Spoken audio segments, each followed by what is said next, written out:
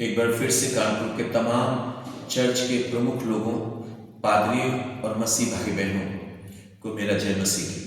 मेरे पूर्व में डाले गए वीडियो जो क्रिश्चियन सेमेट्री बोर्ड से रिलेटेड था, मैंने तमाम जानकारियाँ दी कि वहाँ पर क्रिश्चियन सेमेट्री बोर्ड में तमाम प्रकार के काम कराए जा रहे हैं, लेकिन उस काम के आड़ में कितनी अनियमितताएं बढ़ती जा रही हैं, पादरियों के साथ दुर्व्यवहार किया जा रहा है, शायद ये चीज़ें मालूम नहीं है। मैंने पूर्व में डाले गए वीडियो पर ये बातें कही हैं। 18 चर्च के पादरियों की लगातार तौहीन की जा रही है और इस पर आप लोग शायद ध्यान नहीं दे रहे हैं।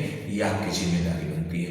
आपको एक और बात मैं आपको बताना चाहूँगा कि जब मैं पादरी डायमंड यूसुफ, जो क्रिश्चियन सेमेट्री बोर्ड के सचिव हैं, मैंने उन्हें पत्र लिखा, हमारे मेंबरशिप बहाल की जाए, हमारे पादरियों की मेंबरशिप बहाल की जाए। सो उन्होंने मुझे जवाब दिया, मैं उनसे व्यक्तिगत भी मिला। उन्होंने व्यक्तिगत मुझे कहा कि आपके लिए रास्ते खुले हैं, आप पुलिस में जाएं, आप कोर्ट में जाएं, आपको मेंबरशिप नहीं दी जाएगी, सीज हो गई है। मैंने उन्हें कहा कि कोई पेनाल्टी भी है, पैसा ज़्यादा चाहिए, हम पैसा ज़्यादा देने के लिए तैयार हैं, मेरा अधिकार है, आप अधिकारों का हनन मत करिए। तो उन्होंने मुझे जवाब दिया, उन्होंने कहा आपके लिए कोर्ट का रास्ता खुला है, आपके लिए जहां भी आप शिकायत कर सकते हैं, आप जाइए, शिकायत करिए, आपके लिए रास्ते खुले हैं। पूर्व सचिव ने तमाम चीजें की हैं, अब मैं सचिव बना हूं, ये मेरी मर्जी कि मैं सेमेट्री बोर्ड में क्या करूं और आपको मेंबरशिप नहीं दी जा सकती है। आप कुछ भी करें, आप कोर्ट चले जाइए।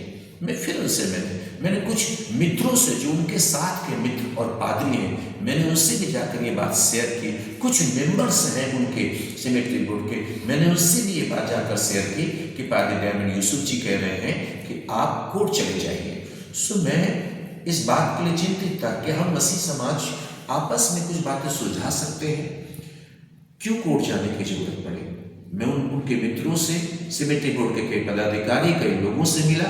मैंने उनसे कहा कि मेरी और मेरे तमाम पादरियों की मेंबरशिप बहाल करने के लिए जो फीस जमा कर दी जाए।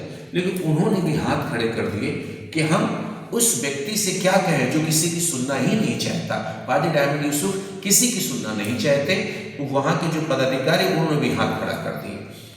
उन्होंने कहा अगर पास्टर डायमंड यूसुफ ने बोला है आप कोर्ट चले जाइए, तो आपके लिए रास्ता है, आप कोर्ट जाइए। सो मैं क्या करता, 2020 से लगातार 2026 आ गया, मैं इतने वर्षों तक इंतजार करता रहा। हद तो तब हो गई जब उन्होंने मेरे पास लेटर भेजा कि आप ऐसे कैसे मिट्टी दे सकते हैं, आप उसका ये दीजिए, आप उसका वो दीजिए, डबल फीस मांगने लगे। तब मैंने सोचा मैं क्या करूं। मैंने फिर से एक बार कुछ लोगों से बात करना चाहा, उन्होंने हाथ खड़े कर दिए। मुझे याद आई वो बात जो पास्टर डायमंड यूसुफ जी ने कही। क्या कहा कि आप कोर्ट चले जाइए। जब मेरे पास कोई सहारा नहीं रहा, मसीह भाई बहनों, तमाम पादरियों, होना तो ये चाहिए था कि वो पदाधिकारी, वो सदस्य, हम सब मिलकर अपने समाज की बात हल कर लेते। लेकिन शायद पादरी डायमंड यूसुफ जी नहीं चाहते हैं कि अपने समाज की बात समाज में हल की जाए, वो चाहते हैं कोर्ट जाया जाए। सो हमारी मजबूरी है, मैं इसे लेकर कोर्ट में जाऊंगा ताकि हमारे अधिकारों का, तमाम क्रिश्चियन समाज के लोगों के अधिकारों का और तमाम चर्च के पादरियों के अधिकारों का हनन ना किया जाए। मैं अपने अधिकारों के लिए बात के लिए कह रहा हूँ, मैं उन अधिकारों के लिए लड़ रहा हूँ। इसलिए मेरी मजबूरी है कि मैं कोर्ट में जाऊँगा और जहाँ भी मुझसे बल पड़ेगा मैं शिकायत को लेकर जाऊँगा। परमेश्वर इसका न्याय करे। मैं डीएम के पास, सोसाइटी ऑफिस में, या तमाम जगह जाकर, शायद वो आपके पास आकर पादरी डायमंड यूसुफ जी कहेंगे देखो वो ऐसा कर रहे हैं, मैं कितना काम कर रहा हूँ। अगर आप काम अच्छा कर रहे हैं, काम की आड़ में अनियमितता करेंगे, काम की आड़ में किसी के साथ दुर्व्यवहार करेंगे, पादरियों की मेंबरशिप खत्म करेंगे, ये चीज जो कर रहे हैं, मैं उसके खिलाफ जिलाधिकारी महोदय, सोसाइटी, जो कुछ भी है, मैं वहां पर जा रहा हूँ। आप दुआ करें, परमेश्वर तमाम ऐसे लोगों को हमारे मसीह समाज की तमाम कमेटियों से हटाए और ऐसे लोगों को लाए जो परमेश्वर का भय मानते हो और पादरियों का आदर भी करते हो।